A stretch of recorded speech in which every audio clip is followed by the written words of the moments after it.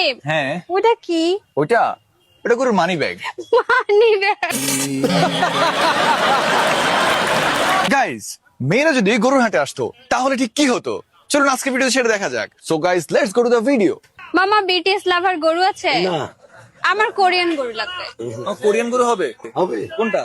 এই যে এটা এটা কোরিয়ান? হ্যাঁ না, এটা কোরিয়ান না, আমার নাইজেরিয়ান ভালো লাগে না। হ্যাঁ, এটা নাইজেরিয়ান।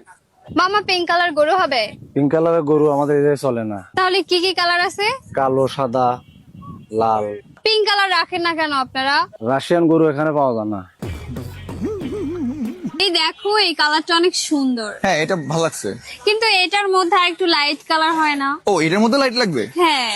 এই মামা, গরুর দাম কত? এই গরুর দাম 1,90,000 টাকা। 1,90,000 টাকা?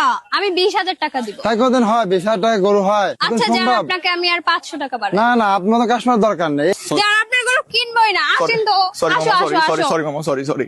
মামা, ম্যাজেন্টা কালার গরু আছে? গরু তো এইগুলা আছে আমার কাছে, তাছাড়া এখন মেজেন্টা কালার গরু তো আর আচ্ছা, এই কালার গুলোর মধ্যে আলাদা ডিজাইন হবে? দেখেন ওই যে আছে তো। না পছন্দ হয় নাই? না।